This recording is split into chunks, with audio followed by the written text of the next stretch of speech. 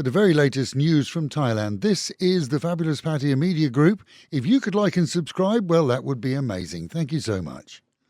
A man using a Dutch passport has been arrested in the capital, charged with selling fake gold pellets to gullible so-called investors who, we're told, were under the impression that they were buying smuggled African gold. 43-year-old Ndili is said to have shown real gold to prospective buyers, but switched it for fake after agreeing terms. With most spending close to 2 million baht each, he was doing pretty well until his rooms were raided and the fake stuff discovered by authorities. A university study has revealed that Thailand saw just 500,000 new children born last year, another huge drop on previous years, and a serious step towards an ageing population whose well-being is likely to be unsupported by a diminishing workforce in the future. With overpopulation and the burden of babies an issue here in the past, it seems that couples are more likely to invest in vehicles or a home early in their relationships rather than having children. The university report predicts that within 50 years, the population count here could drop by nearly a third and the workforce shrink by 15 million. Meanwhile at home, and forest fires to the east of the city of Pattaya were successfully brought under control yesterday by well-organised fire teams assisted by locals.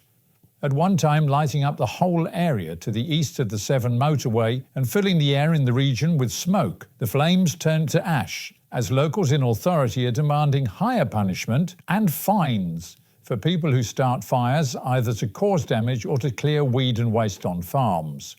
This week's fire could have been far worse had it occurred just a few kilometres closer to residential areas, and as the country is for the most part already dry, with the hot season approaching, care is of great concern.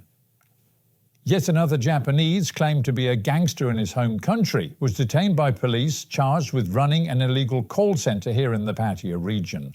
Having escaped ahead of a police raid last month, he was spotted at Don Muang Airport en route to Japan.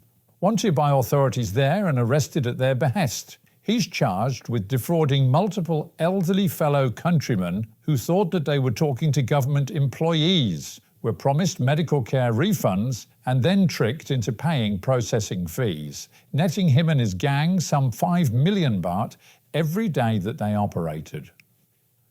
A Thai man who beat up a motorcycling female in Rayong has been arrested after admitting that he forced her to stop with his vehicle and then thrashed her, telling later that he'd actually made a mistake and that she wasn't the person he meant to beat up. It seems that, according to him, the Fortuner driver claimed that another bike rider, not she, had cut him up in traffic. As he was duly detained, so the lady's boyfriend stepped in and gave him a pasting in front of police as payback. The boyfriend was threatened with assault charges, but is unlikely to be charged as the driver who confessed will end up in court for sure. And police here are investigating claims that thieves robbed the home of a Chinese man in the city, breaking open his safe and relieving it of some 100 million baht in watches and jewellery. Quite how the thieves knew of the content or where to find it hasn't been clarified. And with the owner unable to return from his home country, reportedly due to an involvement in a court case there, it was left to his friend, who'd been house-sitting, to explain that he'd been out for about 6 hours and returned to find the place ransacked. The gated community home is said to belong to a Chinese businessman who is involved in a large tour company here and in China.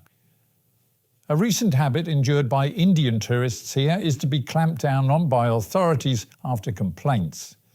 It seems that young men have a new habit, this of riding motorbikes past tourists of Indian appearance and slapping them on the head. Adult locals too are taking the side of the tourists and pointing out that some of those involved appear to be as young as schoolboys, but that the habit is on the increase. And this morning, Friday, police and medics were called to a North Pattaya junction where a large Honda SUV sedan was found 3 metres deep in a hole in the ground caused by roadworks. No word on whether the hole really was lit or had signage, but the driver, who was mostly uninjured, said that he didn't see any warning of roadworks. Photographs supplied to us, though, show the hole surrounded by bollards and beacons, and so police have to figure out whether the hole was poorly visible or the 32-year-old driver wasn't paying attention. Either way, the vehicle needs a crane to remove it, and the hole was uninjured during the event. And with the Met Office promising highs for the day and throughout the weekend of 27 degrees, dropping down to 23, some through the high clouds during the day, but otherwise quite chilly at night. Local and national news today from Fabulous 103 FM and Fabulous Pattaya Media Group. And to get a notification every time we release another bulletin or programme, like and subscribe to our channel, Fabulous Pattaya Media Group, by using the link below.